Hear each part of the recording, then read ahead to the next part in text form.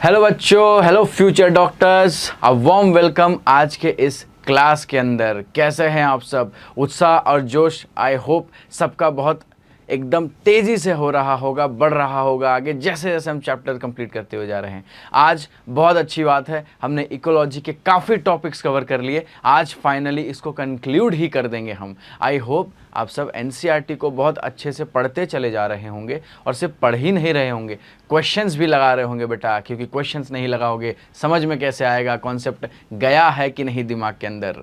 ठीक है, तो आज इस चैप्टर को अंतिम बार लास्ट टॉपिक देख के हम ख़त्म करेंगे। उससे पहले चलो सेशन को स्टार्ट करते हैं, और उससे पहले मैं कुछ चीज़ें और लास्ट क्लास में जो किया था उसको थोड़ा और बताना चाहूँगा, मैं उन चीज़ों को और थोड़ा बताना चाहूँगा। चलो अब बेटा देखो, स्टैंडिंग क्रॉप तक सबको क्लियर है, स्टैंडिंग क्वालिटी, स्टैंडिंग क्रॉप तक हमने सब चीज़ें पढ़ी थी, राइट। हमने फूड चेन को पढ़ा था लास्ट क्लास में, ठीक है। अभी कुछ टॉपिक्स और हैं छोटे मोटे जो हम थोड़ा देख लेते हैं। बेटा एनसीईआरटी एक वर्ड लिखता है, क्या पता है? ओमनीवोर्स। अब बोलोगे सर ओमनीवोर्स तो ऐसी चीज़ है कि हम तो बचपन से पढ़ते हुए आ रहे हैं। अरे इसमें तो कोई बात ही नहीं है। ओमनीवोर्स का तो मतलब वही है ना सर, हार्बीवोर्स भी है वो, कार्निवोर भी है।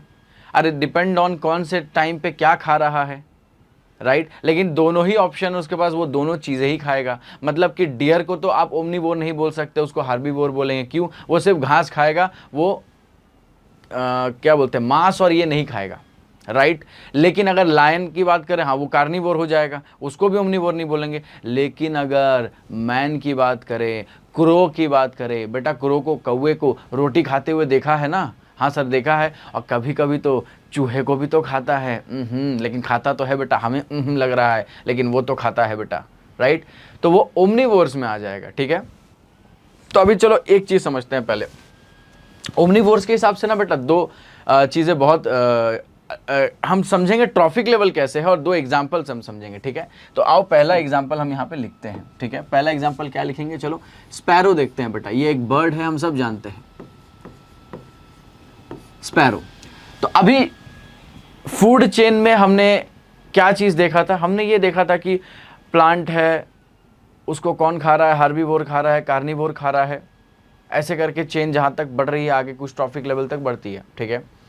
अब याद करो इंसेक्टिवोरस प्लांट पढ़ाया था पहले के एक सेशन में, एग्जांपल्स हम देख रहे थे, हम बहुत सारे अलग अलग इकोसिस्टम देख रहे थे जब ट्रॉफिक लेवल समझ रहे थे। तो इंसेक्टिवोरस प्लांट के बारे में क्या बताया था बेटा? वो इंसेक्ट भी खा रहा है, तो एक जगह पे वो सबसे लास्ट में कार्निवोर की तरह वो एक्ट कर रहा था, और कहीं कहीं पे एज अ प्लांट वो प्रोड्यूसर की तरह भी एक्ट कर रहा था बेटा, है कि नहीं? तो डिपेंडिंग ऑन वो क्या कर रहा है, क्या उसका ट्रॉफिक लेवल चेंज हो रहा था? बिल्कुल सर हो रहा था। तो स्पैरो के केस में देखो क्या होता है, मैं समझाता हूं। देखो अभी स्पैरो है बेटा, अब ये स्पैरो हम सबको पता है, आपने कभी सुबह सुबह उठ करके चिड़ियों को दाना डाला है? डाला जरूर होगा बेटा। तो कभी आप देखते हो वो दाना खाने आती है। व्हाट इज दैट दाना? दैट इज सीड बेटा, सीड। मान लो आपने सीड डाला, राइस डाला, कुछ भी डाला, पर आपने तो कुछ ऐसा मटेरियल डाला जो ग्रीन था, हार्बीवोर के खाने वाला लाइक था, राइट। तो अभी अगर मान लो आप ये जो स्पैरो है इसको आपने सीड डाल दिया, है ना, दाना डाल दिया, ठीक है। सीड क्या है बेटा? प्लांट का कुछ पार्ट है, कुछ क्या पार्ट है, राइट। तो अभी ये सीड अगर वो खाएगा तो मुझे फटाफट बता दो बेटा इसका क्या होगा, ट्रॉफिक लेवल पे इसका क्या प्लेस होने वाला है? तो अगर ये सीड खा रहा है, अगर ये सीड खा रहा है तो इसका ट्रॉफिक लेवल तो सर T1 हो जाएगा। क्या इतनी सी बात समझ में आई? अगर स्पैरो, मान लो मैंने यहाँ पे ये लिख दिया कि स्पैरो ईट्स, यहाँ पे छोटा सा लिख दो स्पैरो ईट्स, अगर सीड खाया ट्रॉफिक लेवल क्या हो जाएगा? T1। अगर मान लो यही स्पैरो ने किसी इंसेक्ट को खा लिया, क्यों खा सकते हैं कि नहीं? खाते हैं सर। अगर इंसेक्ट को खा लिया तो क्या हो जाएगा इसका ट्रॉफिक लेवल? अगर इसी स्पैरो ने किसी इंसेक्ट को खा लिया तो क्या इसका ट्रॉफिक लेवल हम ये बोल सकते हैं? क्या बोल सकते हैं सर? क्या बोल सकते हैं? अच्छा तुम ही बता दो मुझे, क्या बोल सकते हैं बेटा? क्या इसका ट्रॉफिक लेवल T2 हो जाएगा कि नहीं हो जाएगा? बोलो। हो जाएगा, बिल्कुल सर, T2 हो जाएगा, ठीक है। तो ये इसके फीडिंग हैबिट के ऊपर बेस्ड है बेटा। ये बर्ड के केस में हमने स्पैरो ले, लेकिन अगर जनरल मान लो हमने बर्ड बोल दिया, जनरल हमने बर्ड ही बोल दिया, मान लो स्पैरो लिख दो या फिर यहाँ पे एक बर्ड लिख दो, चलो स्पैरो और बर्ड, ये इन जनरल वर्ड बोल रहा हूँ मैं, एक चिड़िया बोल रहा हूँ, मैंने नहीं बोला छोटा चिड़िया बड़ा चिड़िया। तुम इमेजिन करो एक बड़ा चिड़िया हो सकता है, स्पैरो तो छोटा है, ये बड़ा चिड़िया है, तो मान लो बर्ड बोला मैंने जनरल टर्म। अब ये बर्ड सीड तो कॉमन है बेटा, लेकिन अगर मान लो ये इंसेक्ट के अलावा किसी एक बर्ड को ही खा गया, किसी एक बर्ड को ही खा गया, तो क्या ये थर्ड ट्रॉफिक लेवल पे आ जाएगा कि नहीं बताओ मुझे? T3 हो जाएगा ये, जब ये खा रहा होगा तीसरे लेवल से बर्ड को। याद करो वो साइकिल, बताओ हाँ या ना? बिल्कुल सर, होगा ही होगा। तो depending on the feeding habit, ये या तो प्राइमरी कंज्यूमर होगा या तो सेकेंडरी कंज्यूमर होगा। बोलो होगा कि नहीं? डिपेंडिंग ऑन फीडिंग हैबिट ये क्या होगा, प्राइमरी या सेकेंडरी। तो यहाँ पे लिख दो, क्या लिख दो? यहाँ पे लिख दो कि अगर T1 पे है, यहाँ पे लिख दो कि अगर या तो ये T1 हो जाएगा, एक मिनट, ठीक है, या 1 डिग्री बोल दो इसको, डिग्री तो मैं ऐसे ही बोल रहा हूँ, या प्राइमरी ही पढ़ते हैं बेटा इसको, है ना। और या तो ये और T2 होगा, ठीक है, सेकेंडरी कंज्यूमर, ठीक है, या तो प्राइमरी होगा या तो सेकेंडरी होगा। समझ में आया? कंज्यूमर की बात कर रहे हैं हम, ठीक है। अच्छा, अभी मुझे एक चीज बताओ, ठीक है, सॉरी,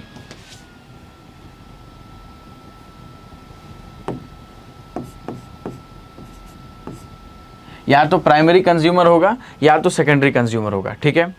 अभी मुझे एक चीज बताओ, ठीक है, ये तो था स्पैरो का एग्जाम्पल बेटा, ठीक है, कि T2 पे यानी ये प्राइमरी कंज्यूमर है, T3 यानी ये सेकेंडरी कंज्यूमर है, ठीक है। अब मैन की अगर मैं बात करूं बेटा, मैन, इंसान, हम लोग, ठीक है, उस केस में क्या होगा? देखो, मान लो ये इंसान था या है, प्रेजेंट में है। अब अगर इसने, मान लो एग्जाम्पल के तौर पे हमने कुछ पुरानी बातें करी थी, इसने मान लो कुछ प्लांट बेस्ड कुछ खाया, गेहूं, राइस, चावल, कुछ भी बोल दो, ठीक है, प्लांट बेस्ड इसने क्या खाया? डायरेक्ट खा लिया प्लांट। अब इसको तुम वीट बोल दो, गेहूं जो तुम, आटा जो तुम खाते हो, या राइस बोल दो, वीट और राइस, ठीक।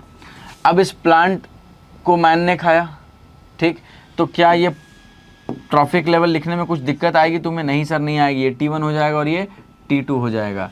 और अगर मैं दूसरा इसी का एक एग्जाम्पल दूसरा कोट करूं, क्या सर, क्या एग्जाम्पल कोट करोगे? अरे सिंपल बेटा, ये देखो, हमने बोला था कि ये ग्रास है, उसको क्या कौन खा रहा है? उसको गोट खा रहा है।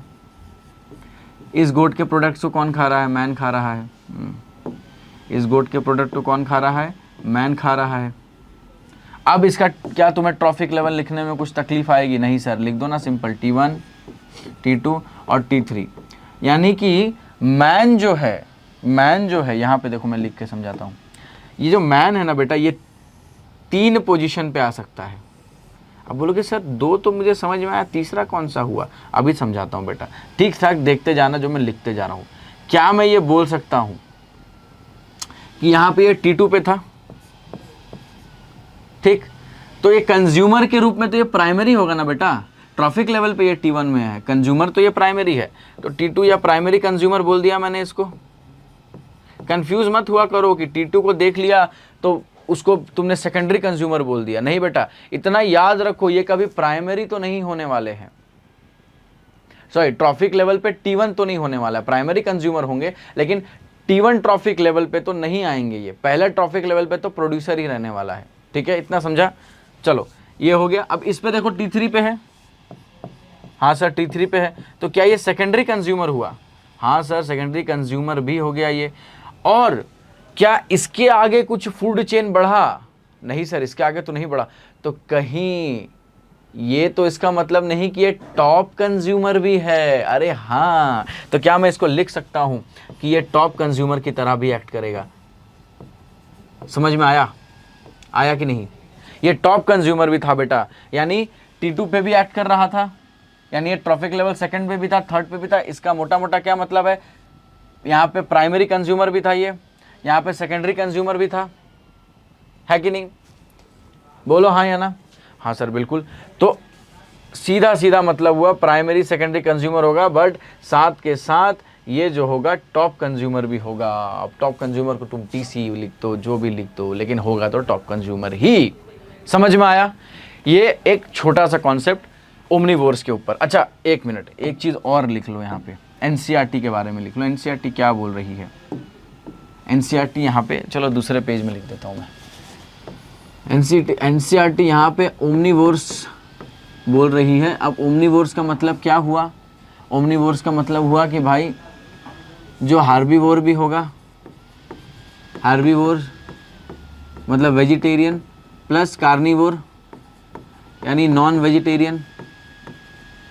ठीक है, ये सिंपल शब्दों में लिखा है बेटा, ये तो हम सबको पता है, बचपन से पढ़ते आ रहे हैं बेटा, इसमें कोई बहुत तोप चीज़ नहीं है। ठीक है, अच्छा अब इसके बाद अगर मान लो मुझे एग्जाम्पल्स लिखना हो तो क्या एग्जाम्पल्स कोट कर सकते हैं बेटा? सिंपल है, एक तो खुद का नाम लिख लो उधर, नहीं अपना मत लिखना, मैन लिख देना बेटा इधर। ठीक है, दूसरा एनसीईआरटी बोल रही है क्रो।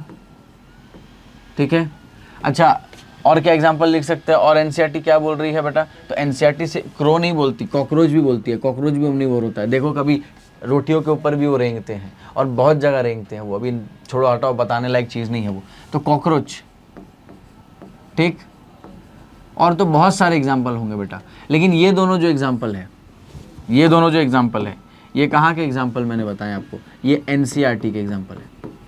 तो ये दोनों तो याद होने ही चाहिए, और ये तो हम खुद ही हैं समझ में आया कि नहीं? तो ये सिंपल सा एक कॉन्सेप्ट था ओमनीवोर का।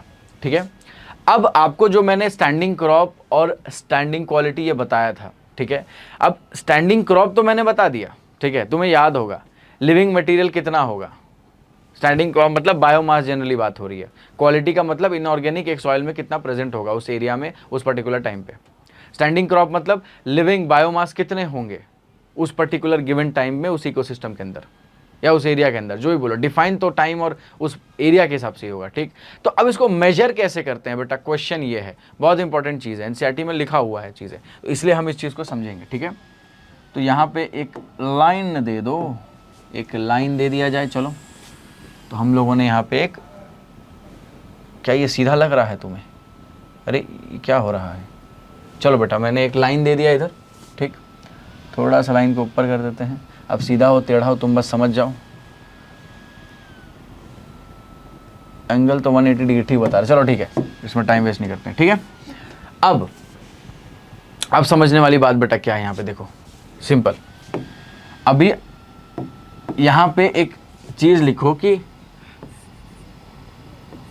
स्टैंडिंग क्रॉप किस चीज से मेजर होगा। Standing crop can be measured as, कैसे स्टैंडिंग क्रॉप को मेजर करेंगे? दो चीजें ध्यान में रखो, दो तरीकों से कर सकते हैं मेजर। पहला तो क्या? पहला सिंपल सा है बेटा, कितना नंबर होगा पर यूनिट एरिया के अंदर, नंबर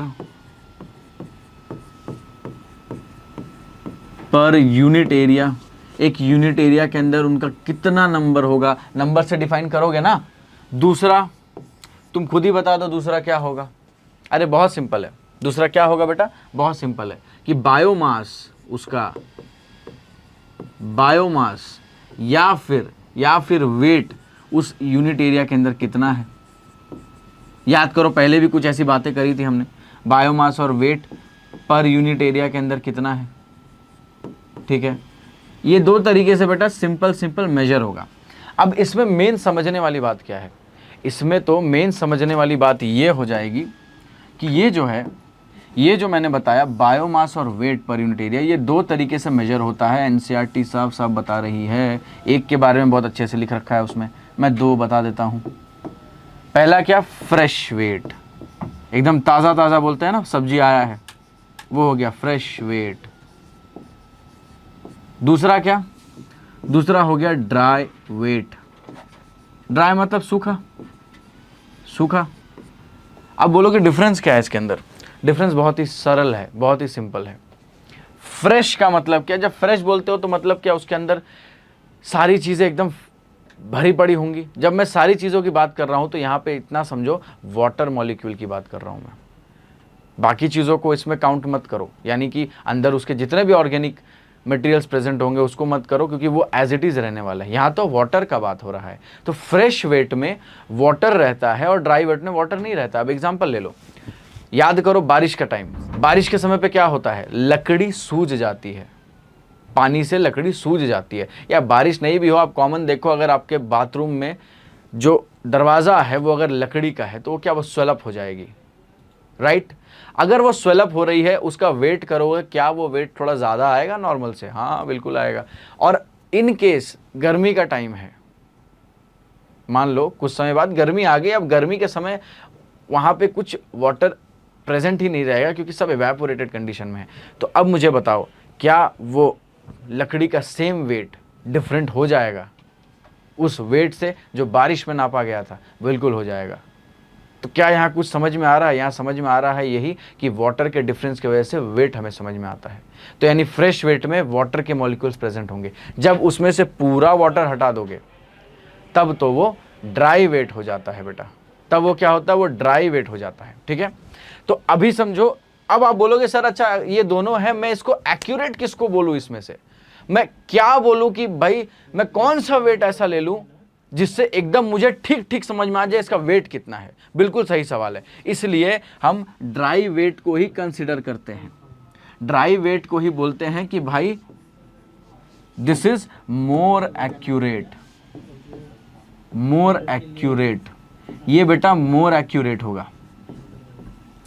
क्यों मोर एक्यूरेट होगा? क्योंकि पानी नहीं है बेटा, बाकी कॉन्स्टिट्यूएंट्स हमें मतलब नहीं, हमें सिर्फ वाटर की अवेलेबिलिटी। अगर वाटर प्रेजेंट है, वेट दूसरा है, वाटर हटा दिया दूसरा है। लेकिन ड्राई वेट के अंदर जो है वाटर, ड्राई वेट के अंदर वाटर नहीं होता, इसलिए मोर एक्यूरेट है।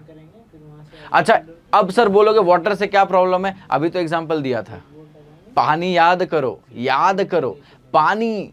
अरे वो पानी कहाँ था? जब बारिश के समय में था वो पानी।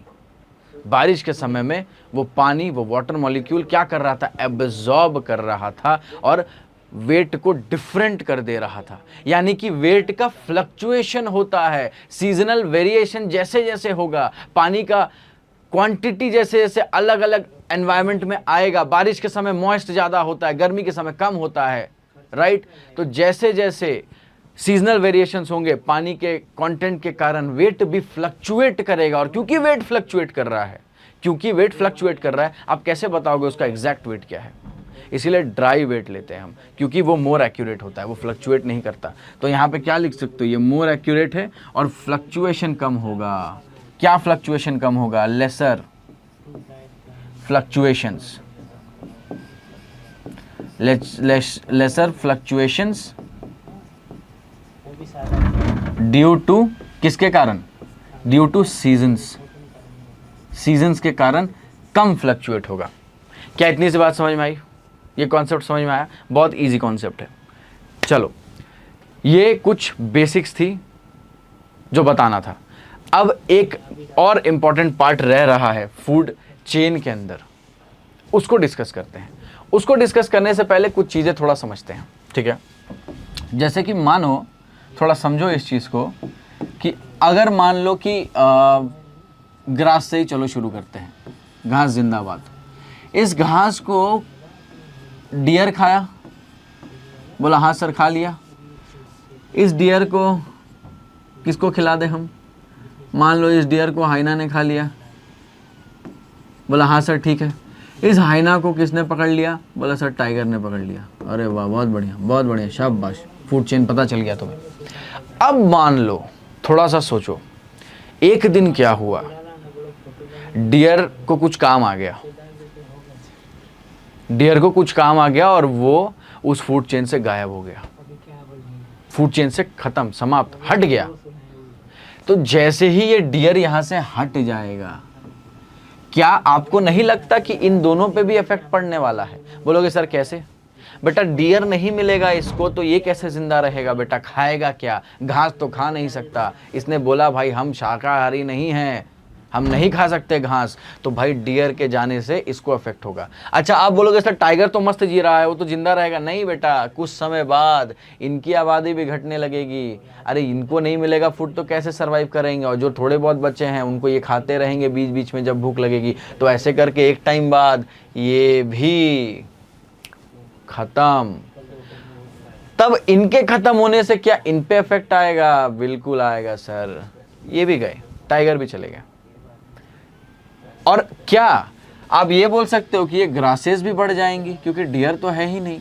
तो कहीं ना कहीं एक चीज समझ में आ रहा है सर, अनस्टेबिलिटी भयंकर हो जाएगा, इकोसिस्टम के अंदर भयंकर भूचाल आ जाएगा। ये तराजू जो है इकोसिस्टम का ऐसे डिसबैलेंस हो जाएगा बेटा, भयानक हो जाएगा, डिसबैलेंस हो जाएगा। और क्योंकि डिसबैलेंस होगा, अनस्टेबिलिटी होगा, तो प्रॉब्लम तो सबको होगा। लेकिन अच्छी बात यह है, खुशखबरी यह है कि नेचर के अंदर, नेचर हमेशा बैलेंस करके रखती है खुद को। इसलिए बेटा अब ध्यान देना क्या बता रहा हूं मैं, अब ध्यान देना क्या बता रहा हूं। सेम चीजें लिखते हैं। चलो चलो, ये ग्रास, ग्रास को डियर, डियर को कौन लिखा था हमने हाइना लिख दिया था। हाइना को तो टाइगर खाया, ठीक है सर। अब देखो, मान लो दूसरा सीन ऐसा हुआ उसी इकोसिस्टम के अंदर कि भाई इधर पे मान लो काऊ था, इस काऊ को मान लो वुल्फ ने खाया, इस वुल्फ को लायन खा गया। चलो एक तीसरा कंडीशन भी ले लेते हैं, ठीक है। डियर काऊ हो गया। अब मान लो आप किसको यहाँ पे रखे, मान लो इधर एक बकरी ले लो, चलो ठीक, बकरी थी। इस बकरी को कौन खा रहा है बेटा? इस बकरी को मान लो जैकल खा गया, ठीक। इस जैकल को तो बेटा लेपर्ड ने पकड़ लिया, छोड़ा नहीं, बोला आज तुमको खा जाऊंगा मैं, तो लेपर्ड ने खा लिया इसको। अभी मुझे एक चीज बताओ, क्या ऐसा होगा या ऐसा हो सकता है कि इस गोट को तो ये वुल्फ भी खा सकता है? बोला हाँ हाँ खा सकता है। इस काऊ को तो ये हाइना भी खा सकता है? बिल्कुल खा सकता है, ठीक। अच्छा ये जैकल जो है ये लायन के लिए भी अवेलेबल रहेगा? बिल्कुल रहेगा। ये जैकल जो है लायन के लिए भी अवेलेबल रहेगा। ये वुल्फ जो है ये टाइगर के लिए भी अवेलेबल है, ठीक है। अच्छा सिर्फ इतना ही नहीं, क्या तुम्हें ये गोट दिख रही है? क्या ये गोट कहीं ना कहीं लायन भी पकड़ सकता है ना बेटा? किससे सुनते होगे, गांव में कभी हो जाता है ऐसा हादसा, गोट को लायन भी पकड़ लेगा। काऊ टाइगर के लिए भी अवेलेबल हो सकती है, ठीक है। अच्छा क्या लेपर्ड वुल्फ को खा सकता है? खा सकता है, बिल्कुल खा सकता है। ये तो लेपर्ड वुल्फ को भी खा लेगा, लेपर्ड जो है वो वुल्फ को भी खा लेगा। लेपर्ड ने वुल्फ पे भी अटैक कर दिया, लायन हाइना की तरफ भी जा सकता था, ठीक है। और बताओ इसमें और क्या हो सकता है? और गोट हाइना की तरफ भी जा सकता था। मतलब कहीं ना कहीं आपको ये बहुत सारे ऑप्शंस दिख रहे हैं। अभी क्या आपको लग रहा है कि अरे नहीं नहीं यहाँ तो प्रॉब्लम नहीं आने वाली है, अब क्या लोग भूखे मरेंगे? नहीं नहीं सर, अब तो ये भूखे नहीं मरेंगे, अब तो ये भूखे नहीं मरेंगे। क्या इतनी सी बात समझ में आई? तो कहने का मतलब क्या है कि भाई यहां पे सबके लिए अवेलेबल है। तो कहीं सर आप ये तो कहना नहीं चाहते कि ये जो कॉन्सेप्ट आप बता रहे हैं इसको ही हम फूड वेब कह रहे हैं? क्या यहाँ पे आपको जाल दिख रहा है? फूड वेब, फूड वेब में क्या होता है? फूड वेब में सिंपल होता है, जो देख के समझ में आ रहा है कि एक खाने पे, एक चीज पे व्यक्ति डिपेंड नहीं करता। अगर एक एक्सटिंक्ट हो जाए, मान लो यहां से गोट खत्म हो जाए, तो क्या अब जैकल मरेगा? नहीं मरेगा, उसके पास तो ऑप्शन बैठा पड़ा है ना। जैकल के पास तो ऑप्शन भी है, जैकल तो ये काऊ को भी खा सकता है बेटा, ये वुल्फ जो है ये डियर को भी तो खा सकता है बेटा। तो ऑप्शन ही ऑप्शन अवेलेबल है।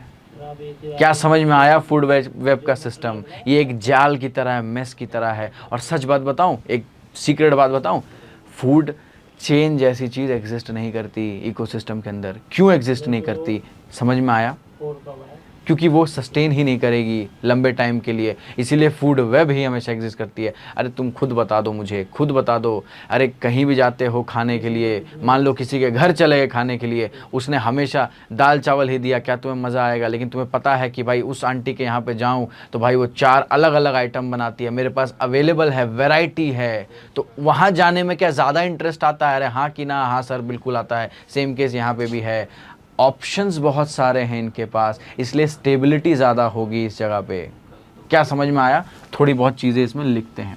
चलो क्या लिखते हैं कि थोड़ी बहुत चीज़ें ये लिखते हैं कि जैसे मान लो अभी क्या मैं ये बोल सकता हूँ कि द मोर कॉम्प्लेक्स, जितना ज़्यादा कॉम्प्लेक्स फूड वेब होगा, the more complex the food web will be, food web जितना ज़्यादा कॉम्प्लेक्स होगा, the more complex the food web will be, the more stable it will be, the more stable, जितना ज़्यादा complex होगा उतना stable होगा। Complex का मतलब क्या है? ऑप्शन ज़्यादा है, ये इसको भी खा सकता है, ये इसको भी खा सकता है, टोटल मिला के क्या हो गया? ये मेस हो गया। लेकिन ये मेस अच्छी बात है ना, अनस्टेबिलिटी से बचा रहा है, अनस्टेबिलिटी से बचा रहा है। ये क्या दे रहा है? ये स्टेबिलिटी दे रहा है हमें, ठीक है। इसका मतलब क्या है? ऑप्शन ज़्यादा होगा फीडिंग के लिए, ऑप्शंस अवेलेबल, अरे बोलो, options available for more food, या चलो इसको एक लाइन में लिख लो, एक लाइन में लिख लो, इतना लंबा नहीं लिखना है तो एक लाइन में लिख लो, मोर फूड ऑप्शंस, ज़्यादा फूड ऑप्शंस होंगे। अरे जितना कॉम्प्लेक्स उतना फूड ऑप्शंस भी तो ज़्यादा हो जाएगा। हाँ सर, फूड ऑप्शंस भी ज़्यादा हो जाएगा, उतना फूड ऑप्शंस भी ज़्यादा हो जाएगा। अच्छा और क्या लिख सकते हैं एक चीज़ कि स्टेबिलिटी, हाँ स्टेबिलिटी, चलो स्टेबिलिटी लिख लेते हैं, अलग से लिखने की ज़रूरत है आई डोंट थिंक, मैंने यहाँ पे लिख दिया कि more complex more stable food web हो जाएगा, ठीक है। अभी इतनी सी बात समझ में आई कि नहीं? सिंपल सा बात है बेटा, फूड वेब जितना ज़्यादा होगा, जितना अच्छा होगा, जितना कॉम्प्लेक्स होगा, उतना ज़्यादा स्टेबल होगा एनवायरनमेंट, और उतना फीडिंग के ऑप्शंस मिलेंगे लोगों को, खाने के ऑप्शंस मिलेंगे। यही बेटा इन ऑल फूड वेब का कॉन्सेप्ट है, ठीक है। ये इंपॉर्टेंट बातें थी कुछ जो मुझे आपसे करनी थी अभी। तो अब हमारा food chain, food web, energy flow हो गया है। एनर्जी फ्लो का एक पार्ट इकोलॉजिकल पिरामिड है, वो अलग सेक्शन में है, लेकिन कॉन्सेप्ट उसके लगने वाले हैं थोड़े बहुत, ठीक है। आओ चलो अब थोड़ा समझते हैं। उससे पहले इसको नोट डाउन करना हो तो नोट डाउन कर लो। आई होप आपको समझ में आ रहा है, आई होप आपके भेजे में ये बात जा रहा है, ठीक है। एनसीईआरटी से पढ़ो, एनसीईआरटी से और समझ में आएगा, क्योंकि एनसीईआरटी ही पढ़ा रहा हूँ मैं, राइट। चलो अब बेटा मान लो अगर मैं आपसे पूछूं, कभी मैच देखा है? क्रिकेट मैच देखा ही होगा सर। क्रिकेट मैच में इतने रन्स मारते हैं, इतनी चीज़ें करते हैं क्रिकेट मैच के अंदर, और अगर मुझे उन सब का समरी देना हो, मुझे बताना हो एक्चुअली में कैसे सिचुएशन है अभी, तो क्या कभी देखा है? फोरकास्ट होता है, उसको ग्राफ के फॉर्मेट में भी दिखाते हैं कि आज इनिंग्स ऐसे ऐसे करके गई, ये ग्राफ है, ऐसा प्रोग्रेस है मैच का, ठीक है। वैसे ही इकोसिस्टम के अंदर एनर्जी फ्लो हो रही है, उसके बेसिस पे ग्राफ रिप्रेजेंटेशन करते हैं हम, उसी को इकोलॉजिकल पिरामिड बोलते हैं कि भाई रिलेशनशिप क्या है, ठीक है, डिफरेंट ऑर्गेनिजम्स का उनके साथ में, एक दूसरे के साथ में, ठीक है, उसी को बोलते हैं इकोलॉजिकल पिरामिड्स। तो हेडिंग लिखो, बहुत इंपॉर्टेंट है एनसीईआरटी के पॉइंट ऑफ व्यू से, एग्जाम के पॉइंट ऑफ व्यू से। हेडिंग लिखो, इकोलॉजिकल पिरामिड्स, इकोलॉजिकल पिरामिड। समझ में तो यही आ रहा है कि इकोलॉजी का कॉन्सेप्ट लगेगा और पिरामिड शेप में हम कुछ बनाने वाले हैं, पढ़ के वही तो समझ में आ रहा है। एक डेफिनेशन लिखो छोटा सा, क्या कि a representation of, किसका representation? a representation of relationship, a representation of relationship, ये तो रिप्रेजेंटेशन होगा किसका, रिलेशनशिप, किसका relationship, relationship, representation of relationship among लिख लो या बिटवीन लिख लो, बिटवीन डिफरेंट ऑर्गेनिजम्स, किसके बीच में, between different organisms, between different organisms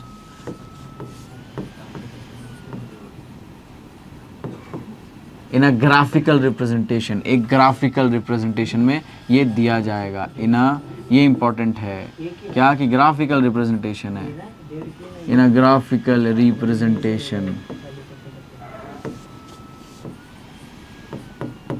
कहाँ पे, इन अ ग्राफिकल रिप्रेजेंटेशन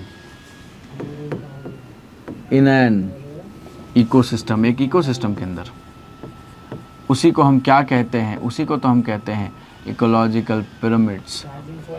समझ में आया?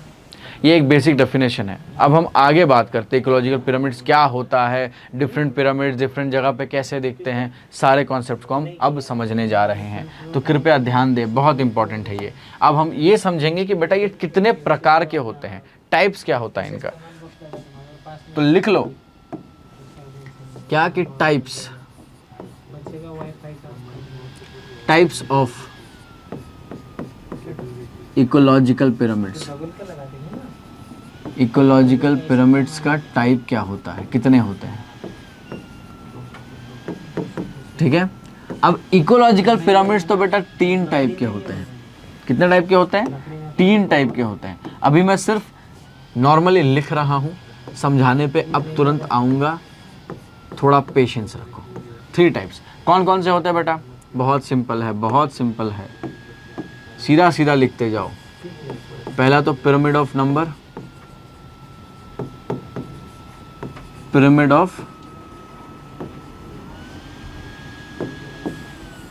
Pyramid of number. दूसरा क्या है? दूसरा तो है पिरामिड ऑफ एनर्जी। तीसरा है पिरामिड ऑफ बायोमास। ये चलो बायोमास पहले पढ़ लेंगे। बायोमास, और तीसरा क्या है? Pyramid of energy. Pyramid of energy, ये 3 मेन है। और अब इसको हम धीरे धीरे एक एक करके समझेंगे। इतना सा बात घुसा भेजे में? बिल्कुल घुस गया सर। अभी देखो सिंपल सा कॉन्सेप्ट है। पहला समझते हैं pyramid of energy. Pyramid of energy क्या होता है? याद करो, थर्मोडायनेमिक्स का एक लॉ पढ़ाया था। अरे सिंपल सा, फर्स्ट लॉ सेकंड लॉ। क्या एनर्जी फ्लो हो रही थी वहां पे? जस्ट एक एग्जांपल दे रहा हूं। एनर्जी का फ्लो हमेशा यूनिडायरेक्शनल था, आगे की तरफ जा रहा था, कभी पीछे तो नहीं मुड़ेगा। मैंने ये बताया था, सीक्वेंस में फ्लो कर रहा था, राइट। अभी क्योंकि एनर्जी हमेशा आगे फ्लो करेगा, ठीक है, तो पिरामिड ऑफ एनर्जी भी नीचे से ऊपर जा रहा होगा। अच्छा, उससे पहले एक बेसिक कॉन्सेप्ट समझो कि भाई पिरामिड दिखता कैसा है, हम पिरामिड जब बनाते हैं तो बनाते कैसे हैं, ये चीज़ें यहाँ पे एक बार हम बताते हैं आपको। जैसे मानो ये बेस हो गया इसका, ठीक, बस बनाते चले जाओ। ये क्या हो गया? ये इसके ऊपर का पार्ट हो गया। बेस पे हमेशा प्रोड्यूसर्स रहेंगे, ठीक है, समझो। अभी ये बेस था, ठीक है, बेस पे हमेशा क्या रहने वाला है? Primary producers. यहां पे तो प्राइमरी प्रोड्यूसर्स रहेंगे, प्राइमरी प्रोड्यूसर्स। यहां पे कौन रहेंगे? सेकेंडरी प्रोड्यूसर्स, ठीक। ये टर्शियरी, ये टर्शियरी प्रोड्यूसर। और सबसे ऊपर कौन रहेगा? Top consumer. अच्छा, ऐसा नहीं है, मैंने क्या बताया था, ट्रॉफिक लेवल के बेसिस पे भी तो डिसाइड होता है। मान लो टर्शियरी कंज्यूमर ही टॉप कंज्यूमर हुआ तो ये फर्दर ऊपर नहीं जाएगा, ये 3 पे भी रुक जाएगा, ठीक है, 4 भी हो सकता है, 5 भी हो सकता है, डिपेंड ऑन ट्रॉफिक लेवल कहाँ तक लास्ट जा रहा है, राइट। और हमेशा लिमिटेशंस तो होगा, प्रीवियस के चीज़ों में बताई है, नहीं समझ में आया तो देख लो प्रीवियस वीडियोस को, ठीक है। अभी क्या समझ में आया, प्राइमरी प्रोड्यूसर्स और ये प्राइमरी सेकेंडरी प्रोड्यूसर और टर्शियरी प्रोड्यूसर्स। अच्छा एक चीज़ और नोट करो, ये जो प्राइमरी प्रोड्यूसर्स बोल रहे हो, ठीक है, ये हमेशा किस पे रहेगा, ये तो हमेशा बेस पे रहने वाला है, ठीक है। ये हमेशा बेस लाइन पे रहेगा, बेस, ये बेस फॉर्म करेंगे हमेशा, हमेशा ये बेस फॉर्म करेंगे, ठीक है। और जो आपका टॉप कंज्यूमर्स हैं, ठीक है, जो सबसे ऊपर रहने वाले हैं,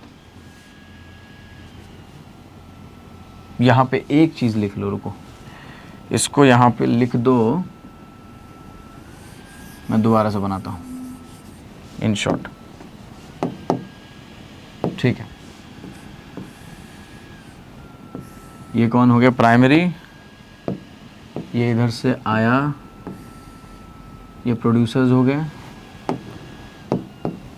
और मान लो इधर हमने ये बना दिया, ठीक है। अभी देखो कौन कहाँ से आ रहा था, ये तो बेटा टॉप कंज्यूमर हो गया, ये आपका प्रोड्यूसर्स हो गया, ठीक, ये प्राइमरी प्रोड्यूसर हो गया। सेकंड वाले में क्या था, ये आपका प्राइमरी कंज्यूमर हो गया, करेक्ट, ये प्राइमरी कंज्यूमर हो गया, और ये टॉप कंज्यूमर हो गया, टर्शियरी या टॉप कंज्यूमर बोल दो, ठीक है, टर्शियरी कंज्यूमर बोल दो, सेकेंडरी कंज्यूमर बोल दो, या टॉप कंज्यूमर बोल दो, जो तुम्हारी इच्छा, ठीक है। ये है सेकेंडरी कंज्यूमर, क्या समझ में आया। तो प्राइमरी प्रोड्यूसर तो हमेशा कहाँ पे रहेगा, वो हमेशा बेस बना रहा होगा इसका, always will form base, base पे प्राइमरी प्रोड्यूसर्स रहने वाले हैं, और ऊपर जो है वो टॉप कंज्यूमर्स, या फिर इनको एक और नाम देते हैं, इनको एक और नाम देते हैं, क्या बोलते हैं इनको, एपेक्स कंज्यूमर्स भी बोलते हैं, ऊपर लिख दो इसको, एपेक्स और टॉप कंज्यूमर्स। समझ में आया इतना सा बात। इस तरीके से पिरामिड का एक डिज़ाइन फॉलो होता है, इस तरीके से पिरामिड का डिज़ाइन फॉलो होता है कि प्राइमरी प्रोड्यूसर्स तो बेस पे रहेंगे, कंज्यूमर्स उसके ऊपर, सेकेंडरी कंज्यूमर्स उसके ऊपर, टर्शियरी होंगे तो उनके ऊपर, लेकिन जो सबसे ऊपर वाले क्लास बैठेगी उसको क्या बोलेंगे, टॉप कंज्यूमर्स या एपेक्स कंज्यूमर्स बोलेंगे, ठीक है। ये इम्पॉर्टेंट है बहुत ज़्यादा, इसके बेसिस पे ही डायग्राम बना पाओगे, वरना फिर कन्फ्यूजन हो जाएगा, ठीक है। अब हम पढ़ रहे थे पिरामिड ऑफ एनर्जी। चलो पिरामिड ऑफ एनर्जी में अभी ये समझते हैं कहाँ, पहले तो ये समझते हैं ये होगा कहाँ पे। ये सिंपल है, एनर्जी कहाँ पे फ्लो हो रहा था मुझे बताओ, क्या ये एनर्जी टेरेस्ट्रियल और एक्वाटिक पे हो रहा था, टेरेस्ट्रियल पे हो रहा था, इकोसिस्टम पे, एंड या और लिख लो चलो, और एक्वाटिक पे हो रहा था, बोला हाँ सर हो रहा था, दोनों में हो रहा था, टेरेस्ट्रियल एक्वाटिक दोनों पे जाएगा, ठीक। अब मैं इसका एक बार नीचे बनाता हूँ पिरामिड, मेरी हेल्प करो, ये क्या होगा, ये क्या होगा बताओ मुझे, क्या ये प्राइमरी प्रोड्यूसर्स होने वाले हैं, क्या ये, मैं शेप ले लेता हूँ, शेप सुंदर दिखेगा थोड़ा, मान लो मैंने ये कौन सा शेप ले लिया, रेक्टेंगल है क्या, ये है, मान लो ये बेस था, ठीक, थोड़ा और बड़ा करते हैं इसको, ठीक है, ठीक,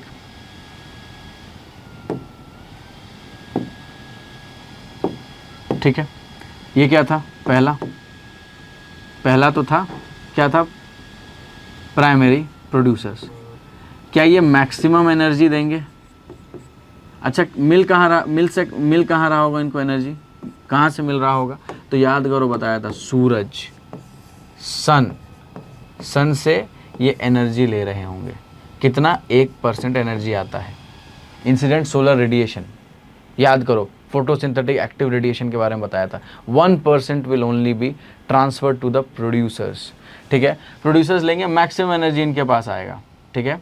और क्योंकि बेस है, बेस बताया था मैंने क्या, बेस हमेशा ब्रॉड होता है, क्योंकि ये नंबर में ज़्यादा रहेंगे एनी हाउ, और एनर्जी भी यहाँ ज़्यादा प्रोड्यूस कर रहे हैं, यहाँ तो एनर्जी के टर्म्स में बात कर रहे हैं, इसलिए ज़्यादा रहेंगे, ठीक है। तो मैक्सिमम एनर्जी हुआ, ठीक है। अब दूसरा, इसके ऊपर पे एक आया, रुको, ये तो प्राइमरी प्रोड्यूसर था, अब कौन आ जाएगा, अपने हार्बीवोर आ जाएंगे। हार्बीवोर क्या करते हैं, हार्बीवोर क्या करते हैं बताओ, क्या ये प्राइमरी कंज्यूमर्स हैं, ठीक है, ये हो जाएंगे प्राइमरी कंज्यूमर्स, कलर थोड़ा चेंज करता हूँ मैं, कलर इसका चेंज करता हूँ। चलो रख लिया, ये प्राइमरी कंज्यूमर्स हैं, ठीक। अब यहाँ से जो एनर्जी ट्रांसफ़र हो रहा होगा वो 10% का ही लॉ फॉलो कर रहा होगा ना, कि भाई 10% इसके पास गया, ये 1% लिया, ये 10% लिया। अब इसके ऊपर एक और डायग्राम बनाते हैं हम, ठीक है, एक और सेक्शन क्रिएट करते हैं हम, ठीक। अब इसको कुछ कलर दे देते हैं, मान लो ये, ठीक। अब ये प्राइमरी कंज्यूमर के बाद कौन आ जाएगा? Secondary consumer. अभी हम इसको लिखेंगे कैसे, देखते जाओ, बस देखते चले जाओ, मैं फिर से इसको समझाऊंगा, चिंता मत करना, एकदम घबराने की ज़रूरत नहीं है, फिर से समझ में आएगा ये। फिर से इस पर कितना गया, क्या 10% गया फिर से? हाँ सर 10% चला गया। मान लो एक और आया ऊपर, और ये तो था सबसे विशाल और बलवान, क्या बोलते हैं इसको हम लोग? एपेक्स कंज्यूमर्स बोलते हैं। एपेक्स बोले तो टॉप कंज्यूमर्स, सबसे टॉप में होंगे ये, ठीक। ये हो जाएंगे एपेक्स कंज्यूमर्स। इनको क्या बोला हमने? टॉप कंज्यूमर, टीसी लिख दिया मैंने, एपेक्स कंज्यूमर। इनमें भी 10% के हिसाब से जा रहा होगा एनर्जी, ठीक। अभी देखो यहाँ से 1% लिया, ठीक। सूरज का मान लो कितना दे देते हैं, सूरज को मान लो इधर 10 लाख जूल्स, हमने किलो जूल्स पे बात कर दिया। अब इसको 1% मिला, will it be 10,000 watt kilo joules. इससे 10% ऊपर गया तो क्या इसका एनर्जी हो गया 1000 किलो जूल? हाँ सर बिल्कुल हो गया, सही जा रहे हैं। क्या ये 100 हुआ और क्या ये 10 हुआ? तो क्या ये दिख रहा है अभी? क्या ये दिख रहा है अभी? एनर्जी का फ्लो कहाँ जा रहा है? ऊपर की तरफ जा रहा है। और यहाँ पे कुछ एक स्ट्रक्चर समझ में आ रहा है, मुझे तो एक स्ट्रक्चर भी दिख रहा है। देखो क्या ये स्ट्रक्चर कुछ ऐसा फॉर्म हो रहा है, कुछ ट्रायंगल का शेप जैसा ले रहा है क्या? हाँ, तो ये ट्रायंगल, ये पिरामिड का शेप आ गया यहाँ पे। अभी दोबारा से समझो मैंने इधर क्या किया। एक इकोसिस्टम के अंदर, याद करो वो फूड चेन समझाया था, फूड चेन के अंदर सूरज, सन से 1% एनर्जी किसको आ रहा था? प्राइमरी प्रोड्यूसर्स को। क्या ये प्राइमरी प्रोड्यूसर्स जब अपना नेट एनपीपी किसको दे रहे थे? सेकेंडरी, यानी कि प्राइमरी कंज्यूमर्स को जब दे रहे थे, सेकेंड ट्रॉफिक लेवल पे जो थे। तो प्राइमरी कंज्यूमर जब प्राइमरी प्रोड्यूसर से 10% एनर्जी लेगा, फिर 10% एनर्जी कौन किसके पास जाएगा? सेकेंडरी कंज्यूमर्स के पास, और फिर वो टॉप कंज्यूमर्स या टर्शरी कंज्यूमर्स के पास चला जाएगा। बोलो हाँ कि ना? तो एनर्जी का डिस्ट्रीब्यूशन जो होगा 10% ऊपर की तरफ घटता चला जाएगा, लेकिन जाएगा ऊपर ही। तो क्या ये सीधा सीधा ऊपर निकल रहा है? तो क्या मैं ये बोल सकता हूँ, क्या मैं यहाँ पे लिख सकता हूँ कि ये जो पिरामिड ऑफ एनर्जी है, will it always be upright? हमेशा ये सीधा ही रहने वाला है, ऑलवेज अपराइट। बड़े बड़े अक्षरों में लिख लो इसको, ये कभी भी उल्टा या आड़ा टेढ़ा तो नहीं बनेगा, ये सीधा क्या बनेगा? सीधा ही बनेगा, स्ट्रेट जाएगा, ऊपर की तरफ जाएगा ये, ठीक है। This will always be upright, pyramid of energy always be upright. और क्यों हो रहा है ये? इसका कारण क्या है? इट इज बिकॉज ऑफ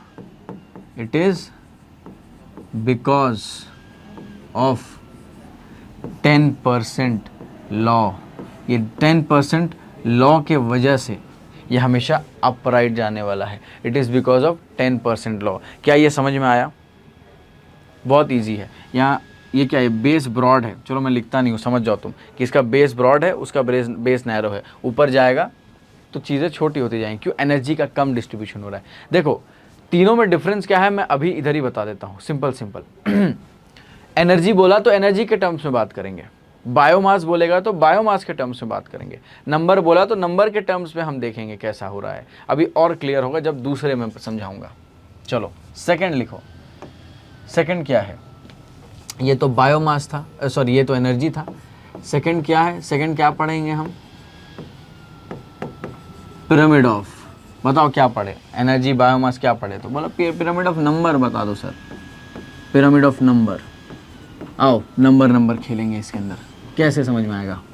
देखो इसका एग्जाम्पल क्या ले सकते हैं हम, दो तरीके से ले सकते हैं इसका एग्जाम्पल, ठीक है। अब ये समझो एनर्जी जो होगा चाहे वो वाटर में हो या टेरेस्ट्रियल में हो, दोनों के केस में अपराइट होने वाला है ना। 10% लॉ के हिसाब से देख रहे हो तो वो आगे ही तो बढ़ रहा है, एनर्जी का फ्लो यूनिडायरेक्शनल सीधा सीधा जा रहा है, कभी पीछे की तरफ नहीं आ रहा है। समझ रहे हो कि नहीं। पिरामिड्स का बेस बड़ा था क्योंकि एनर्जी ज़्यादा था, धीरे धीरे एनर्जी ऊपर की तरफ जा रहा है और एनर्जी लेवल कम होता जा रहा है, तो कहीं ना कहीं पिरामिड की शेप में आगे बढ़ेगा ये, ठीक है। Pyramid of energy. अब पिरामिड ऑफ नंबर क्या होगा, ठीक है। अब पहला केस लेते हैं टेरेस्ट्रियल के अंदर, इसको भी हम दोनों इकोसिस्टम के अंदर देखेंगे। टेरेस्ट्रियल के अंदर ग्रासलैंड ले लो, फॉरेस्ट ले लो, ठीक है, कुछ भी ले लो, फॉरेस्ट और ग्रासलैंड ले लो, ठीक है, फॉरेस्ट और ग्रासलैंड ये दोनों ले लो, ठीक। अब मुझे बताओ टेरेस्ट्रियल इकोसिस्टम के अंदर, क्या मैं फिर से वो कहानी एक बार रिपीट करने लगूं? याद करो, फूड चेन के हिसाब से हम देखेंगे। चलो पहले तो मैं इधर फूड चेन साइड में छोटा सा लिख देता हूं, तुम्हें आसान पड़ेगा, ठीक है। चलो इधर क्या था, ये ग्रास था, ग्रास को कौन खा रहा था, ग्रास हॉपर, ठीक। इस ग्रास हॉपर को कौन खा रहा था, फ्रॉग, फ्रॉग ने खाया इसको, स्नेक ने, और इसको किसने खाया, ईगल ने, ईगल ने, ठीक है। ये समझ में आई, ये मैंने बस लिखा है ताकि हम रेफरेंस लेंगे, आपको भी समझ में आएगा। देखो कैसे समझ में आएगा। चलो अभी देखो ग्रास, क्या नंबर बोल रहे हैं हम, क्या नंबर में ग्रास हमेशा ज़्यादा रहने वाला है, ठीक। बोले हाँ सर ग्रास तो ज़्यादा रहेगा, तो क्या मैं इसका बेस थोड़ा सा बड़ा बना दूं? हाँ बिल्कुल, चलो ग्रास का बेस बड़ा बना दिया। ये कौन थे, ये थे प्राइमरी प्रोड्यूसर्स, ठीक, सेम ग्रास थी, ठीक है। अच्छा अब उसके बाद मैं एक और शेप लेता हूँ। अच्छा ये थी ग्रास, अब किसको बना दूँ मैं, देखो उधर ग्रास हॉपर थी, ग्रास हॉपर थी, क्या ग्रास हॉपर इससे तो कम होगी, क्या ग्रास हॉपर प्रोड्यूसर से तो कम होगी, प्राइमरी प्रोड्यूसर, यानी ये कौन है, ये प्राइमरी कंज्यूमर है, ये पीसी है, प्राइमरी कंज्यूमर। दूसरा बनाते हैं, देखते जाओ उधर उधर देखते जाओ, बाजू में मैंने रेफरेंस दे रखा है आपको देखने के लिए।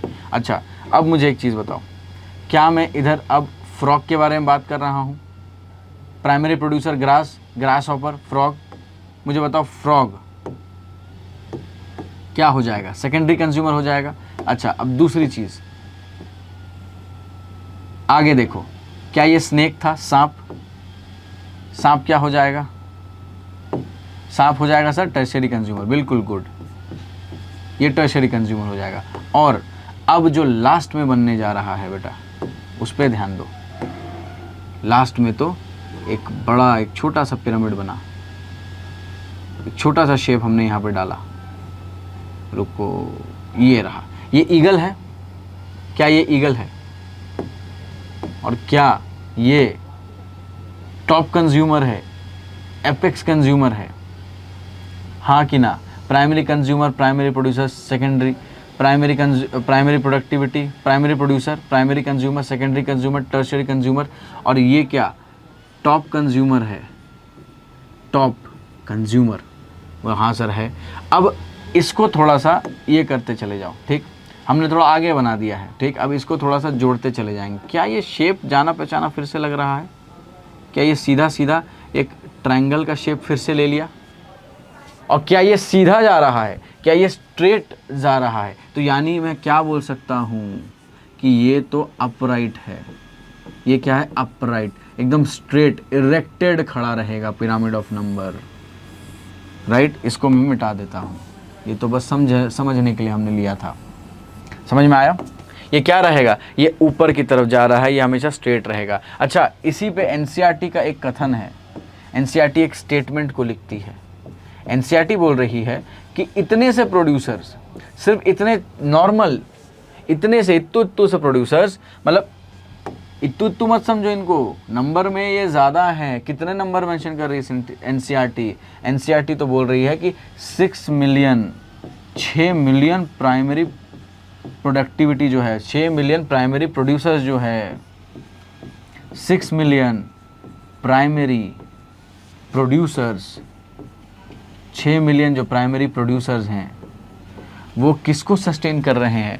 वो इन टॉप कंज्यूमर्स को सस्टेन कर रहे हैं। 3 टॉप कंज्यूमर्स को सस्टेन करेंगे, ये एनसीईआरटी बोल रही है।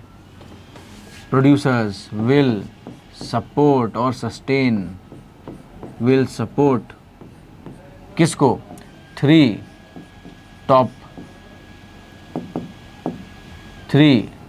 टॉप कंज्यूमर्स, 3 के टॉप कंज्यूमर्स को ये सपोर्ट कर लेगी, ये सपोर्ट करेगी। क्या समझ में आई इतनी सी बात? आई होप ये डिफिकल्ट नहीं जाएगा। एक मिनट, इसको थोड़ा ऊपर कर देता हूँ, आप लोगों को विजिबिलिटी अच्छा मिल जाएगा।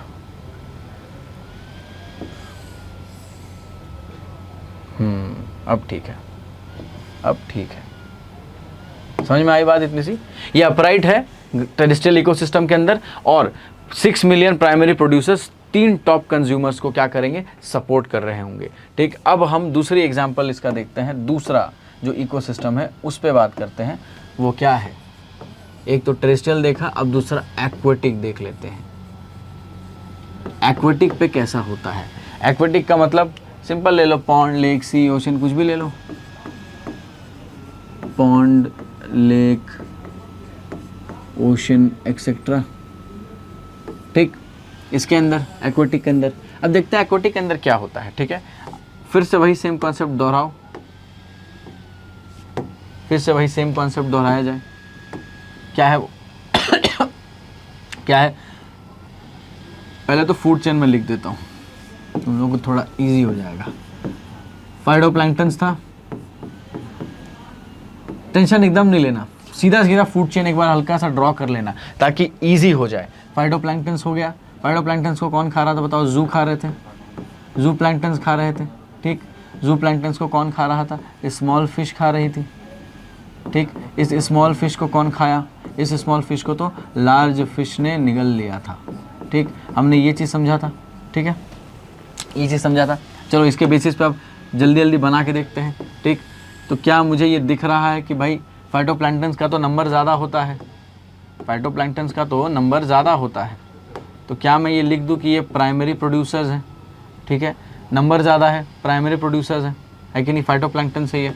अब मान लो मैंने इधर ऊपर में इनके ड्रॉ किया, एक और। ठीक, अब देखो वो कौन है? जू प्लैंक्टन्स। तो क्या ये जो जू प्लैंक्टन्स थे, क्या मैं इनको बोल दूं, बोलो, कि ये तो प्राइमरी कंज्यूमर्स होंगे? हाँ सर, बिल्कुल सेम कॉन्सेप्ट लगने वाला है, बहुत डिफिकल्ट नहीं है। देखो जल्दी जल्दी बनने वाला है अब ये। ठीक है, अब दूसरा क्या हो गया? इधर दूसरा क्या हो गया मुझे बताओ? ये प्राइमरी प्रोड्यूसर्स हो गया, वो प्राइमरी कंज्यूमर्स हो गया। ठीक, अब इधर क्या? Secondary consumer. बोलो, स्मॉल फिश। ये कौन थे? ये तो फाइटोप्लैंक्टन्स थे। ये कौन थे? ये जू प्लैंक्टन्स थे। ये कौन थी? Small fish. अब देखो लार्ज फिश, मैं बाजू में भी लिख दूंगा। ठीक, ये लार्ज फिश आ गई। ठीक, अब ये लार्ज फिश क्या हो गई? ये तो टॉप कंज्यूमर हो गई, टॉप कंज्यूमर्स। ठीक, अगेन क्या ये दिख रहा है? ये तो स्ट्रेट बन गया। तो यानी कि पिरामिड ऑफ नंबर में जो एक्वेटिक इकोसिस्टम होगा वो क्या होगा? वो अपराइट होगा। एक्वेटिक इकोसिस्टम का पिरामिड क्या होगा? अपराइट होगा। ये याद रखने वाला बात है, डायरेक्ट क्वेश्चन उठा के पूछेगा कि बताओ इन पिरामिड ऑफ इकोसिस्टम एक्वेटिक्स में क्या टाइप का पिरामिड मिलता है? क्या वो इन्वर्टेड होता है? क्या अपराइट होता है? क्या स्पिंडल शेप का होता है? नन ऑफ द अबव होता है? आंसर पता है, अपराइट होगा। ठीक है, टॉप कंज्यूमर पे ये चला गया। अभी देखो मैं बाजू में इधर लिख देता हूँ, ये तो फाइटोप्लैंक्टन्स थे। ठीक, नंबर्स के बेसिस पे हमने इधर बात किया, ये फाइटोप्लैंक्टन्स थे। ये कौन थे? ये जू प्लैंक्टन्स थे। ठीक है, ये कौन थी? ये स्मॉल फिश थी। और ये कौन था? ये आपका लार्ज फिश था।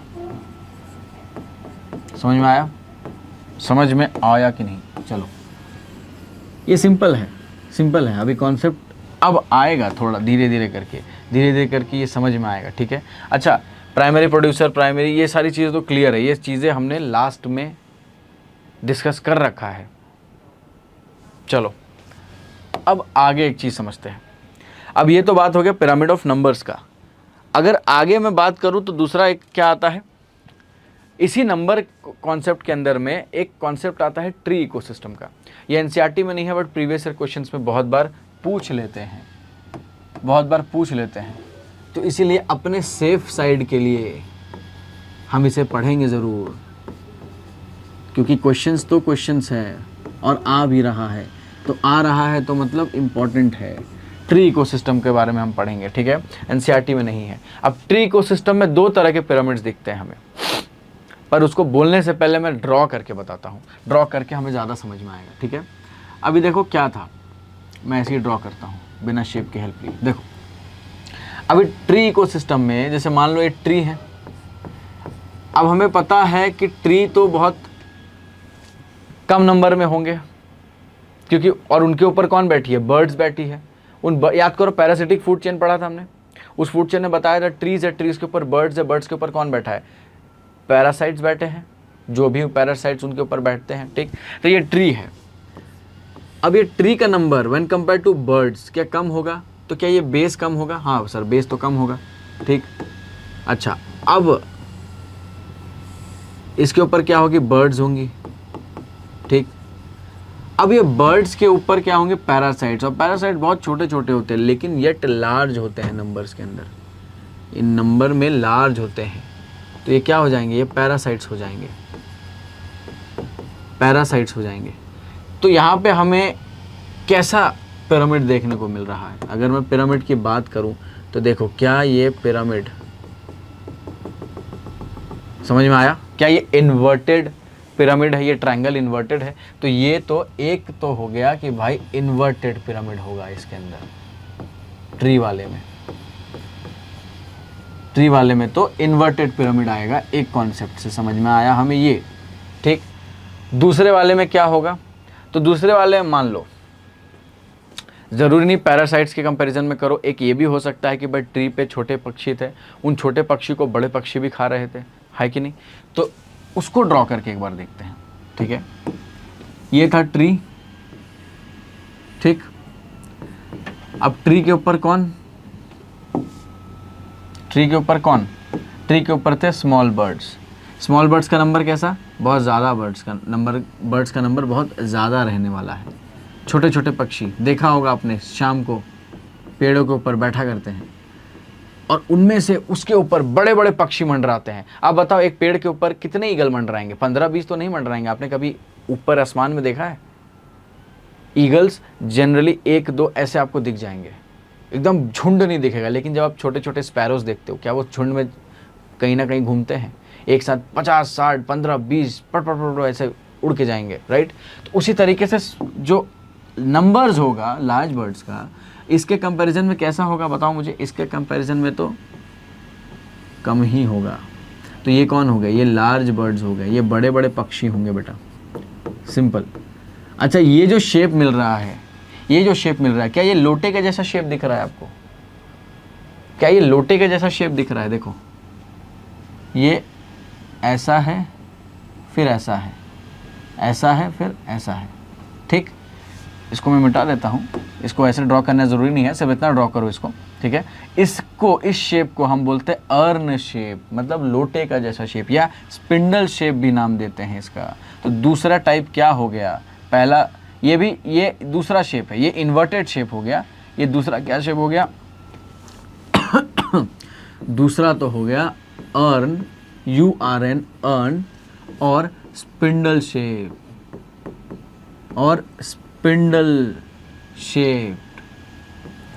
पिरामिड बनेगा यहाँ पे।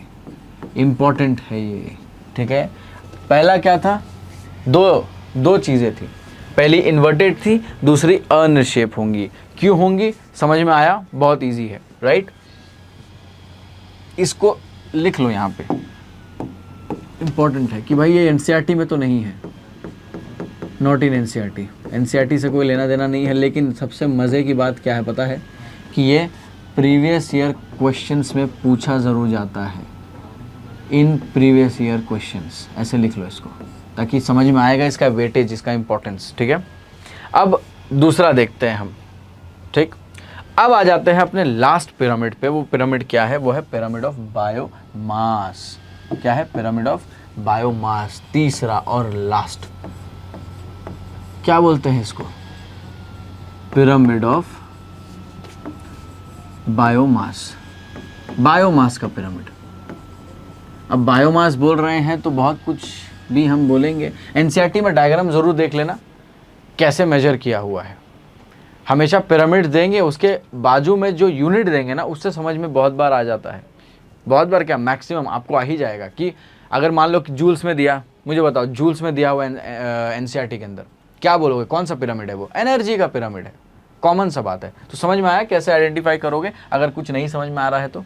ठीक है, अभी देखो पिरामिड ऑफ बायोमास, अगेन हम दोनों देखेंगे, दोनों कंडीशन, दोनों इसमें देखेंगे इकोसिस्टम के अंदर। कौन कौन से इकोसिस्टम के अंदर भाई? टेरेस्ट्रियल और एक्वेटिक, अपना जिंदाबाद, पहला दूसरा। ठीक, एक्वेटिक के अंदर देखेंगे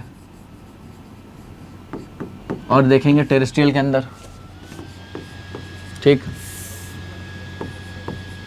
टेरेस्ट्रियल और एक्वेटिक के अंदर देखेंगे। चलो अभी देखते हैं टेरेस्ट्रियल के अंदर, एक बार बना के देखते हैं। ठीक है, अभी टेरेस्ट्रियल का तो आपको अच्छे खासा याद हो गया होगा, फूड चेन, राइट?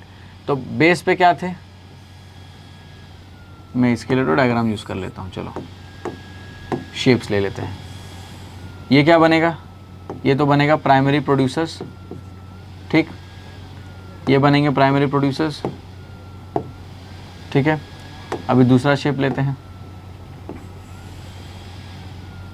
ये क्या बनेगा? ये क्या बनेगा बताओ मुझे? ये बनेगा प्राइमरी कंज्यूमर्स, पीसी, सबसे पहले जो जिन्होंने कंज्यूम किया। फिर क्या आ रहा है? फिर बताओ बायोमास किसका ज़्यादा होगा? प्रोड्यूसर्स का बायोमास ज़्यादा ही होगा ना, क्योंकि नंबर्स में ये ज़्यादा है। हम यहाँ बायोमास के टर्म्स में बात कर रहे हैं। ठीक है, और हाँ, बायोमास में भी किसके टर्म्स में? याद करो, फ्रेश वेट, ड्राई वेट बोला था, ड्राई वेट के टर्म्स में हम बात कर रहे हैं, ये चीज़ ध्यान रखना। ठीक है, और यूनिट इसका केजी पर मीटर स्क्वायर होने वाला है। मैं यूनिट लिख दूंगा इधर बगल में, यूनिट यहाँ पे लिख लो कि भाई ये तो केजी पर मीटर स्क्वायर में होगा। ठीक है, क्योंकि बायोमास पूछ रहे हैं। और ये किस पे होगा? ये ड्राई वेट होगा। ठीक, ड्राई वेट होगा, केजी पर मीटर स्क्वायर में होगा। ठीक है, अच्छा अब इधर क्या जाएगा? तो ये प्राइमरी कंज्यूमर था, ये क्या हो जाएगा? ये हो जाएगा सेकेंडरी कंज्यूमर्स। ठीक, और सबसे ऊपर तो कौन आ जाएगा? टॉप कंज्यूमर आ जाएगा भाई, सिंपल सा बात है। सबसे ऊपर आ जाएगा टॉप कंज्यूमर, अपना टीसी भाई, टॉप कंज्यूमर। ठीक, क्लियर हुआ? अब ये क्या फॉलो कर रहा है? ये कौन सा शेप को बना रहा है बताओ मुझे? ये कौन सा शेप को बना रहा है? क्या ये भी एक ट्रायंगल ही बना रहा है? सिंपल है। तो ये क्या हो जाएगा? ये हो जाएगा अपराइट। ठीक है, ये हो जाएगा अपराइट, सीधा, स्ट्रेट। ठीक, ये हो जाएगा अपराइट। ठीक, अब दूसरे केस देखते हैं। अब यहाँ पे थोड़ा सा कॉन्सेप्ट नहीं बोलूँगा, बट एक बहुत अंडरस्टैंडिंग आने वाली है। आप थोड़ा कंफ्यूज में भी हो सकते हो, लेकिन उसको मैं क्लियर करके चलूँगा। देखो अभी क्या हो रहा है।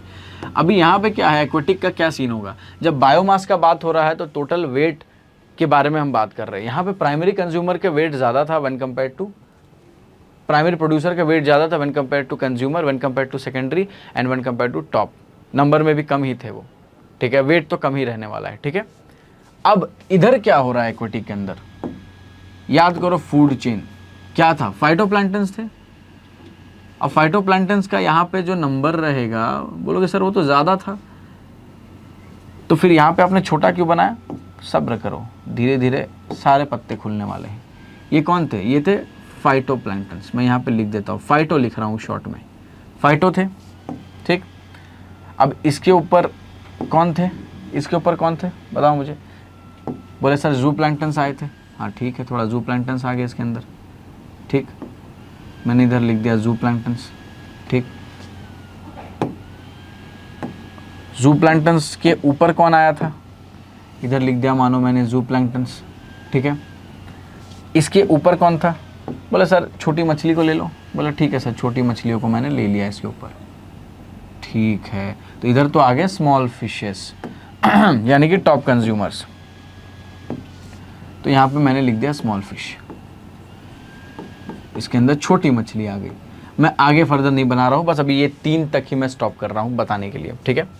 अभी देखो ये प्राइमरी कंज्यूमर था, ये तो प्राइमरी कंज्यूमर था, बोला बिल्कुल ये था प्राइमरी कंज्यूमर, ये तो था प्राइमरी प्रोड्यूसर, सबसे नीचे वाला ऊपर वाला कंज्यूमर था और ये सेकेंडरी वाला उसके ऊपर था, ठीक। हाँ प्राइमरी प्रोड्यूसर प्राइमरी कंज्यूमर, ठीक है। अभी देखो ये क्या इन्वर्टेड शेप बना रहा है, बोला हाँ सर ये तो इन्वर्टेड शेप तो बन रहा है इसका पिरामिड का, ये पिरामिड का इन्वर्टेड शेप यहाँ पे बनता है। पर रीज़न क्या है इसका, आप पूछ रहे थे कि फाइटोप्लैंक्टन्स तो ज़्यादा होते हैं नंबर पे, लेकिन उसका लाइफ स्पैन हमेशा कम रहेगा। फाइटोप्लैंक्टन्स का लाइफ स्पैन ज़्यादा नहीं होता है, ज़ू प्लैंक्टन्स का लाइफ स्पैन ज़्यादा है। तो क्योंकि इसका लाइफ स्पैन ज़्यादा है तो ये कंज्यूम भी ज़्यादा करेगा। तो फाइटोप्लैंक्टन ऐसा नहीं उनका नंबर ज़्यादा रहेगा, नंबर वो ज़्यादा प्रोड्यूस करेंगे लेकिन फिर कंज्यूम हो जाएंगे किससे, ज़ू प्लैंक्टन्स के थ्रू। तो क्या मैं बोल सकता हूँ कि शॉर्टर लाइफ स्पैन है लेकिन रिप्रोडक्टिव रेट ज़्यादा होगा, तो फास्टली मल्टीप्लाई करते रहेंगे और जल्दी जल्दी इकोसिस्टम से बाहर भी जाएंगे क्योंकि ज़ू प्लैंक्टन्स को खाता चला जाएगा। तो यहाँ पर हम लिख सकते हैं कि शॉर्टर लाइफ स्पैन, इनका लाइफ स्पैन जो है शॉर्ट है, shorter life span but high reproductive rate, high reproductive rate, high reproductive rate. और ज़ू प्लैंक्टन्स के केस में क्या लिख सकते थे हम, बताओ, अभी बताया। ज़ू प्लैंक्टन्स के केस में क्या लिख सकते थे कि भाई लाइफ स्पैन तो लंबा है, बहुत सारे ज़ू प्लैंक्टन्स के जनरेशन को समाप्त कर जाएगा, खा जाएगा। तो क्या लिख सकते हैं इसके केस में कि लाइफ तो लंबा है, life span is longer, hence it will consume किसको, फाइटोप्लैंक्टन्स को। it will consume several generations of phytoplanktons, phytoplanktons के सेवरल जनरेशंस को ये खा जाएगा, समाप्त कर जाएगा। इसके वजह से आपको ये देखने को मिल रहा है। और हमें पता है स्मॉल फिश का बायोमास तो ज़ू प्लैंक्टन से ज़्यादा ही होगा, तो ऑब्वियसली ऊपर जाना है। इसको मैं थोड़ा ऊपर में ले लेता हूँ, आप लोगों को सीधा सीधा दिख जाएगा। फिर 1 मिनट दे दो बस। तो क्या इतनी सी बात समझ में आई कि एक्वेटिक में तो बायोमास जो है वो इन्वर्टेड आ रहा है। एक्वेटिक के केस में क्या हो रहा है, बायोमास जो है वो इन्वर्टेड आ रहा है। क्या क्लियर हुआ? 1 मिनट।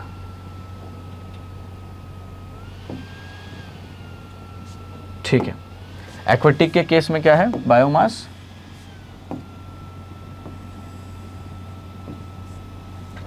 इन्वर्टेड आ रहा है, बायोमास का पिरामिड। तो यहां पे लिख दो, यहां पे एकदम तरीके से लिख दो, क्या, इन्वर्टेड। अब आपको एक कॉन्ट्राडिक्शन दिख रहा होगा, आपको लग रहा होगा सर इधर इन्वर्टेड बोल रहे हो, एक जगह और था जहां पे आपने बोला था कि अपराइट होगा। एक्वेटिक में आपने बोला था एक जगह और है जहां पे अपराइट होगा, वो कौन सी जगह है, वो है नंबर। याद है पिरामिड ऑफ नंबर में तो ये अपराइट था, लेकिन जब हम बात कर रहे हैं एक्वेटिक के अंदर तो ये क्या हो रहा है, ये इन्वर्टेड हो रहा है। इतना सा बात ध्यान रखना, कंफ्यूजन नहीं होना। एक्वेटिक में कब इन्वर्टेड होता है और कब अपराइट होता है, तो इन्वर्टेड तब होता है जब हम बायोमास की बात करते हैं, लेकिन अपराइट तब होता है जब नंबर्स की बात करते हैं हम। ऐसे याद रखो, नंबर पैसे से याद रखो, नंबर ज़्यादा पैसे के टर्म्स में अच्छा लगता है तो मूड हमेशा अप जाता है, ऊपर की तरफ जाता है। समझ में आया? एक याद रखोगे बाकी याद रहेगा। कैसे याद रखोगे कि भाई मूड अच्छा है, क्यों, क्योंकि पैसे का नंबर ज़्यादा आ रहा है। तो एक्वेटिक में क्योंकि नंबर का जब बात करेंगे तो अपवर्ड के डायरेक्शन में जाएगा। लेकिन अगर हम वही एक्वेटिक को बायोमास के वहाँ पे बात करेंगे, पिरामिड ऑफ बायोमास में बात करेंगे, तो वो नीचे जाएगा। रीज़न ये है, रीज़न सिंपल सा है, फाइटोप्लैंक्टन्स का लाइफ स्पैन छोटा होगा, रिप्रोडक्टिव रेट ज़्यादा होगा, वो शॉर्ट लाइफ स्पैन के कारण जल्दी जल्दी प्रोड्यूस हो रहे होंगे। लेकिन जू प्लैंक्टन क्योंकि लंबा लाइफ है, उनको ज़्यादा खाना चाहिए, तो वो उसको कंज्यूम भी करते जाएंगे। इसी वजह से जब आप देखोगे बायोमास के टर्म्स में, तो कहीं ना कहीं कम बायोमास होगा फाइटोप्लैंक्टन्स का जू प्लैंक्टन के कंपैरिजन में, और स्मॉल फिश का उनके कंपैरिजन में ज़्यादा बायोमास होगा। इस वजह से इन्वर्टेड पिरामिड इन्वर्टेड बनता है। क्या इतनी सी बात समझ में आई? तो ये हमारा 3 मेन बायोमास था। कौन कौन सा? बायोमास ऑफ एनर्जी था, बायोमास ऑफ नंबर था, और biomass of pyramid of energy था, पिरामिड ऑफ बायोमास और पिरामिड ऑफ नंबर था। ठीक है, ये चीज़ हम समझ गए। अब एक चीज़ और लिखो, ठीक है, यहाँ पे एक पॉइंट और लिखो, इसी के यहाँ पे एक्वेटिक के अंदर एक पॉइंट और लिख लो। क्या पॉइंट लिखो? कि यहाँ कहीं ना कहीं जब हम बात कर रहे हैं बायोमास को, तो हम ये तो बोल सकते हैं ना कि ये स्टैंडिंग क्रॉप की बात कर रहे हैं हम। याद करो स्टैंडिंग क्रॉप मतलब क्या बताया था? Living matter, biomass. उसको मेजर 2 टर्म्स पे कर रहे थे, एरिया के टर्म्स पे कर रहे थे और बायोमास के टर्म्स पे कर रहे थे, राइट? फ्रेश वेट और ड्राई वेट, देखो यहाँ पे लिख भी रखा है, ठीक है। अभी एक्वेटिक के केस में क्या होगा कि स्टैंडिंग क्रॉप जो है वो स्मॉल है फाइटोप्लैंक्टन्स का, जो कि लार्ज स्टैंडिंग क्रॉप जू प्लैंक्टन्स का सपोर्ट कर रहा है। तो एक्वेटिक में एक बात और भी होगा, वो क्या होगा? एक बात और भी होगा एक्वेटिक में, और वो ये होगा कि जो स्मॉल स्टैंडिंग क्रॉप है, small standing crop, small standing crop किसका?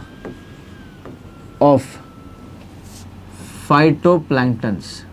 मैं शॉर्ट में लिख रहा हूँ, फाइटो पी लिख रहा हूँ, ठीक है। सपोर्ट्स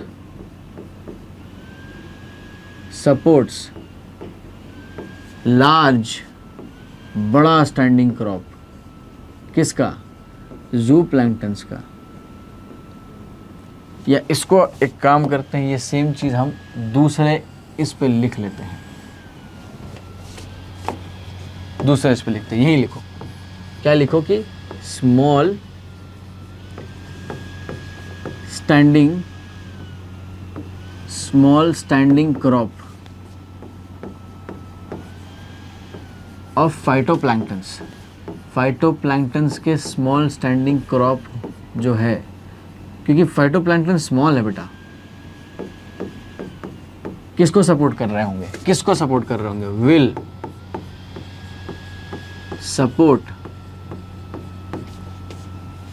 सपोर्ट दी लार्ज, बड़े जो स्टैंडिंग क्रॉप होंगे, लार्ज स्टैंडिंग क्रॉप ऑफ किसके? जू प्लैंक्टन्स के। लार्ज स्टैंडिंग क्रॉप्स ऑफ जू प्लैंक्टन्स। क्या समझ में आई इतनी सी बात? ये चीजें हैं। तो ये था पिरामिड्स ऑफ एनर्जी। अब कुछ इसके लिमिटेशंस भी थे, कुछ इसके लिमिटेशंस भी थे। क्या लिमिटेशन है उसको नोट डाउन कर लेंगे।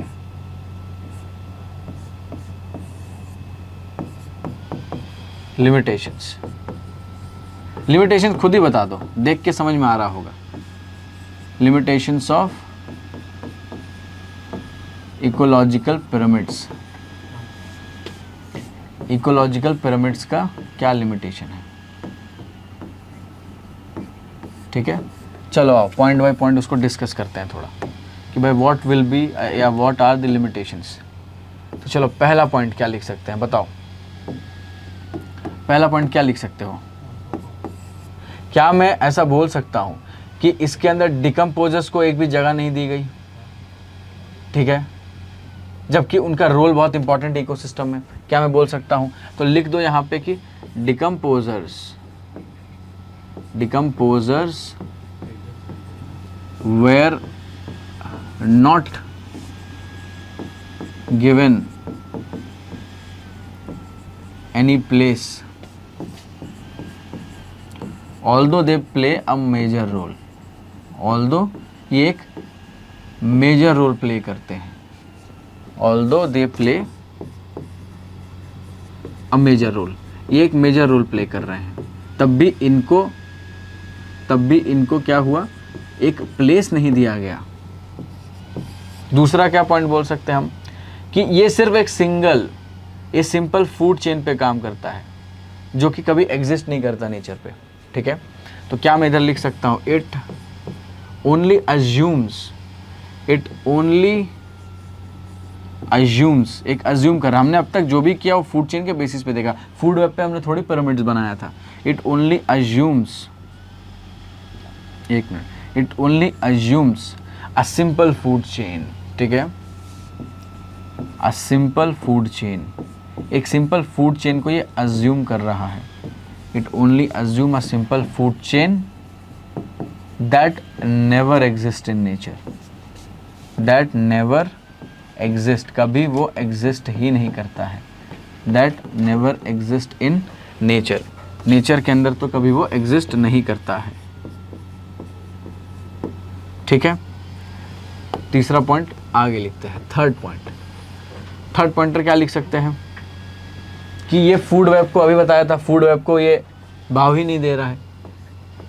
इट डज नॉट या डू नॉट, जैसा सही लगे लिख लो, इट डज नॉट क्या, एकोमोडेट,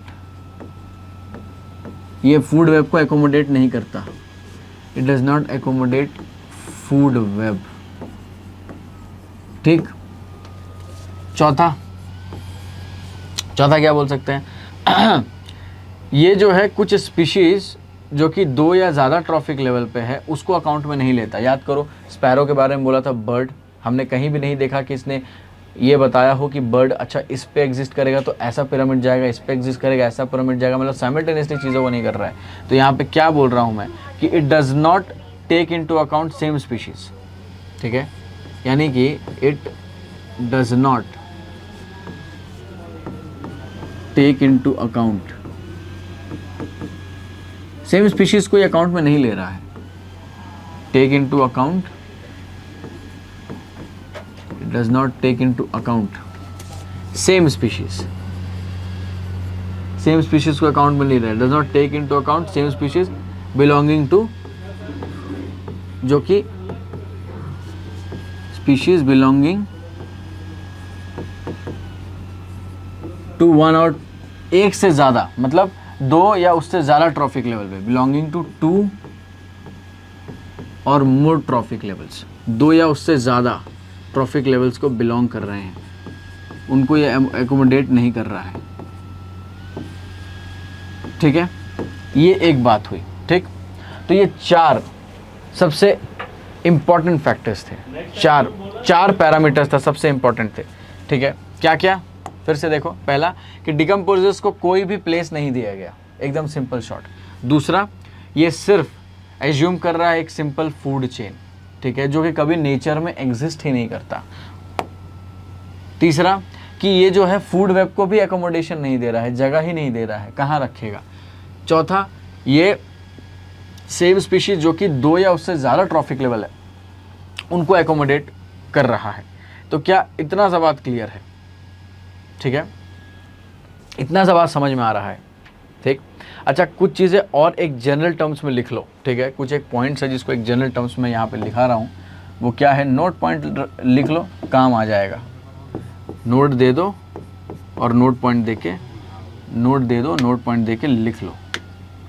क्या, ये लिखो कि पैरासिटिक फूड चेन जो ट्री इकोसिस्टम में है उसका पिरामिड हमेशा इन्वर्टेड होगा। सो यहाँ पे इसको थोड़ा फ्रेम कर रहा हूँ मैं इजी तरीके से। कैसे लिख सकते हैं, इन ट्री इकोसिस्टम में, इन ट्री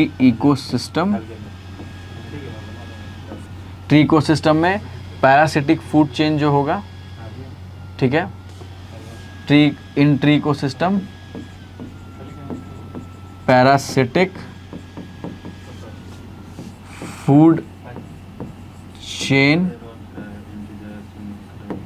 इज क्या, ऑलवेज, हमेशा, ये एक्सेप्शन एक आध याद रखो, इज ऑलवेज इन्वर्टेड। ठीक, ये एक पॉइंट है। दूसरा पॉइंट एक और लिख लो, वो क्या कि जो इन्वर्टेड पिरामिड है, ठीक है, वो सिर्फ और सिर्फ बायोमास में इन्वर्टेड पिरामिड है वो कहाँ मिल रहा था हमें, देखो पिरामिड ऑफ बायोमास में मिल रहा था, एक्वेटिक में मिल रहा था। तो inverted pyramid is found in biomass pyramid of aquatic ecosystem. तो यहाँ पे लिख लो इन पिरामिड ऑफ बायोमास इन, दूसरा कलर लिख दूँ क्या, चलो दूसरा कलर से लिख देते हैं, थोड़ा और अच्छा दिखेगा, ठीक है। In pyramid of biomass, pyramid of biomass में, इन पिरामिड ऑफ बायोमास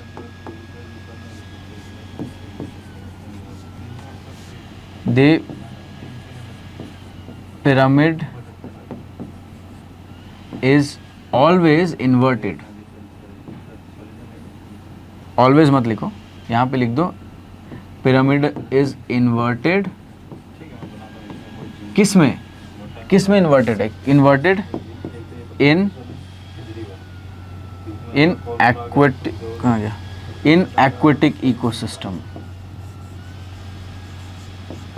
तो एक्वेटिक इकोसिस्टम के अंदर किस में, पिरामिड ऑफ बायोमास में ये इन्वर्टेड मिलेगा। In pyramid of biomass the pyramid is inverted in aquatic ecosystem. Pyramid of biomass में कौन सा पिरामिड जो है वो इन्वर्टेड मिलेगा, वो एक्वेटिक इकोसिस्टम पर मिलेगा। यानी कि अगर मैं अभी ये ट्री की बात ना करूं तो सारे पिरामिड्स जो होंगे वो अपराइट होंगे, केवल पिरामिड ऑफ बायोमास में जो एक्वेटिक इकोसिस्टम का पिरामिड होगा वो इन्वर्टेड होगा, ठीक है। ये दोनों चीज़ें बहुत इंपॉर्टेंट है,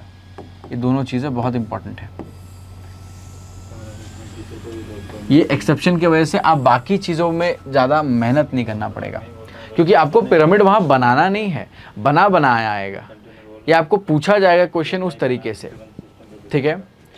तो आंसर ये पता होने से इजी हो जाता है, क्या कि भाई अगर मेरे को पूछा जाए कि भाई ट्री इकोसिस्टम में पैरासिटिक फूड चेन क्या होने वाला है, सीधा बोलोगे सर इन्वर्टेड होगा, हमेशा इन्वर्टेड होगा, कुछ भी कर लो इन्वर्टेड होगा, ठीक। और अगर पूछा जाए कि अच्छा एक बात बताओ, कौन सा ऐसा पिरामिड है पूरे तीनों पिरामिड्स के अंदर जो इन्वर्टेड हो रहा होगा, बोलोगे सर एक्वेटिक इकोसिस्टम का। अच्छा कहाँ पे, पिरामिड ऑफ बायोमास के अंदर, वही से इन्वर्टेड होगा, बाकी सब अपराइट। देख लो, खुद दिखा देता हूँ मैं, देखो क्या पिरामिड ऑफ बायोमास में टेरेस्ट्रियल अपराइट था, हाँ ठीक है सर अपराइट था, ये इकोसिस्टम हो गया। क्या एक्वेटिक इकोसिस्टम नंबर के अंदर अपराइट था, बिल्कुल था। क्या टेरेस्ट्रियल अपराइट था, पिरामिड ऑफ नंबर में बिल्कुल था। क्या एनर्जी में तो सभी अपराइट होगा, एनर्जी में तो टेरेस्ट्रियल हो या एक्वेटिक हो सभी अपराइट हो रहा है। तो क्या ये जो स्टेटमेंट लास्ट में दिया गया है, क्या ये समझ में आया, ये इंपॉर्टेंट है, इसको ध्यान में रखोगे तो बाकी सारे चीज़ें हो जाएंगे। और लिमिटेशंस तो समझ में हमें आ गया, लिमिटेशंस क्या क्या थी इसकी, सिंपल टर्म्स में अगर बताऊं, सबसे पहला तो इन्होंने, ऐसा नहीं एक सीक्वेंस में याद रखोगे, ज़रूरी नहीं है, समझ गए तो याद रहेगा। चलो मैं सीक्वेंस में नहीं बोलता, मैं जनरल बोलता हूँ। सबसे पहला फूड वेब को इन्होंने एकोमोडेट नहीं किया। दूसरा डिकम्पोजर्स को कोई प्लेस नहीं दिया, ऑल्दो इंपॉर्टेंट थे, ऑल्दो रोल प्ले कर रहे हैं, काफ़ी इंपॉर्टेंट रोल प्ले कर रहे हैं, पर उनको तो जगह नहीं दिया। तीसरा कुछ भी ले लो कि भाई ये सिंपल फूड चेन को एज्यूम कर रहे हैं जो कि नेचर में कभी एग्जिस्ट नहीं करता। और last but not the least, same species जो कि 2 ट्रॉफिक लेवल पे हैं उनको एकोमोडेट नहीं कर रहे हैं इसके अंदर। ये 4 मेजर लिमिटेशंस थे, समझ में आया। तो आज हमने इकोलॉजिकल पिरामिड्स को अच्छे से कवर किया, क्या होता है। अच्छा एक चीज़ और, ये आपके एनसीईआरटी में है, इम्पॉर्टेंट है, नाम कभी कभी पूछ लेते हैं कि भाई ये जो पिरामिड है, पिरामिड दिया किसने था, पिरामिड ऐसा कौन व्यक्ति है जिसने पिरामिड के बारे में बात भी की थी हमसे, ठीक है। तो पिरामिड को, इस इकोलॉजिकल पिरामिड का एक और नाम हम पढ़ते हैं, उसको हम बोलते हैं एल्टोनियन पिरामिड। यहाँ लिख लो या इसके बगल में ही लिख लो, एल्टोनियन पिरामिड। इसको मैं थोड़ा नीचे कर देता हूँ, नीचे करूँगा तो अच्छे से समझ में दिखेगा।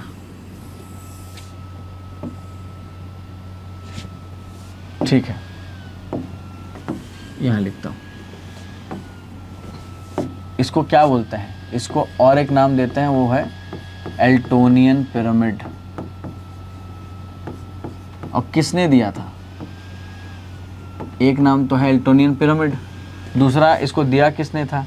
तो गिवन बाय चार्ल्स एल्टन ने। तो यहाँ पे लिख लो, यहीं पे लिख लो, चार्ल्स एल्टन ने दिया था, इसी के नाम पे पड़ा एल्टोनियन पिरामिड या इकोलॉजिकल पिरामिड्स। यही वो था जिसने बनाया इस कॉन्सेप्ट को। ठीक है, तो ये सारे कॉन्सेप्ट्स आज हमने डिस्कस किए और फाइनली ये इको सिस्टम का सबसे लास्ट चैप्टर, सबसे लास्ट टॉपिक था। अब 2 चैप्टर्स इसके अंदर बच रहे हैं, ऑर्गेनिज्म एंड पॉपुलेशन और बायोडाइवर्सिटी। अगेन बोल रहा हूँ, इकोलॉजी एज अ चैप्टर, जो 3 सीक्वेंस है चैप्टर्स के, एज अ पूरा यूनिट एनसीईआरटी बेस्ड आता है। मेजॉरिटी क्वेश्चन एनसीईआरटी बेस्ड आता है, जो नहीं आता है वो तो बता ही रहे हैं यहाँ पे, राइट, लिख ही रहे हैं कि not in NCERT but previous year questions के पॉइंट ऑफ व्यू से इंपॉर्टेंट है। तो इसमें करना क्या होता है, इस पूरे यूनिट के अंदर एक एनसीईआरटी लाइन टू लाइन समझ में आनी चाहिए, पता रहना चाहिए कहाँ क्या लिखा है, फिल इन द ब्लैंक्स दे देते हैं, मैचिंग दे देते हैं। तो ये तब याद रहेगा जब एनसीईआरटी की लाइन्स याद रहेंगी। सेकंड, दूसरी चीज़ें इंपॉर्टेंट क्या है इसके अंदर कि प्रीवियस ईयर क्वेश्चंस को ज़रूर लगाओ, क्योंकि अगर प्रीवियस ईयर क्वेश्चंस इसके टॉपिक के सॉल्व नहीं किए, क्योंकि ऐसा नहीं इसके अंदर बहुत अलग से, हाँ ऑर्गेनिज्म एंड पॉपुलेशन में एक पार्ट आएगा जहाँ थोड़े कैलकुलेशंस होंगे, लेकिन उसके भी फॉर्मूला, मतलब आपको अगर मैं बोलूँ x का वैल्यू a है और y का वैल्यू v है और आपको x प्लस वाई कितना होता है, तो हर कोई कैलकुलेट कर सकता है, राइट, ये इतना डिफिकल्ट नहीं है। तो ऑर्गेनिज्म एंड पॉपुलेशन में जो थोड़े बहुत न्यूमेरिकल्स आते हैं वो इसी टाइप के आते हैं, कोई बहुत मतलब अलजेब्रा पता नहीं क्या क्या ले लो आप, डिफरेंशिएशन, इंटीग्रेशन, इस टाइप के लेवल नहीं पूछते हैं, वो बायोलॉजी के लेवल का पूछते हैं। ठीक है, तो ये बहुत ही इंटरेस्टिंग यूनिट है, मार्क्स इजीली स्कोरिंग है, तो इसको छोड़ना नहीं है, पढ़ना है, एज इट इज़ पढ़ना है, क्योंकि इंपॉर्टेंट है। बार बार बोल रहा हूँ, एक ही चीज़ रिपीट कर रहा हूँ, हर एक क्लास के शुरू से होने से पहले एक ही चीज़ रिपीट कर रहा हूँ और एंड में भी यही सेम चीज़ बोल रहा हूँ, NCERT NCERT NCERT, reading the NCERT is must in this unit. ऐसा नहीं बोल रहा हूँ बाकी चैप्टर्स के लिए नहीं है, दूसरे यूनिट्स के लिए नहीं है, नहीं, सबके लिए है, क्योंकि ये चैप्टर अभी हम डिस्कस कर रहे हैं और इंपॉर्टेंस बता रहा हूँ, इसलिए बता रहा हूँ NCERT is must for this chapter as well. तो एनसीईआरटी को अच्छे से पढ़ो, लाइन बाय लाइन पढ़ो, क्वेश्चन सॉल्व करो प्रीवियस ईयर्स, और हो सके तो कुछ और भी क्वेश्चन सॉल्व करो अलग अलग मॉड्यूल से, ताकि क्लैरिटी और बढ़े। ठीक है, तो आज ये चैप्टर यहीं ख़त्म हो रहा है। अब नेक्स्ट चैप्टर हम शुरू करेंगे, ऑर्गेनिज्म एंड पॉपुलेशन या बायोडाइवर्सिटी, दोनों में से कोई एक। सो आप लोग ही बताइए क्या शुरू करना चाहिए। इसको सारे जो भी वीडियोस अब तक दिए हैं एक बार फिर से देखो, अगर नहीं कुछ समझ में आया, और डाउट्स पूछो कमेंट्स के अंदर, बस दैट्स इट, और कुछ नहीं करना है इसमें extra. So thank you very much, I hope आपको ये चैप्टर बहुत अच्छे से समझ में आया होगा। ऑल द बेस्ट, अच्छे से तैयारी करें।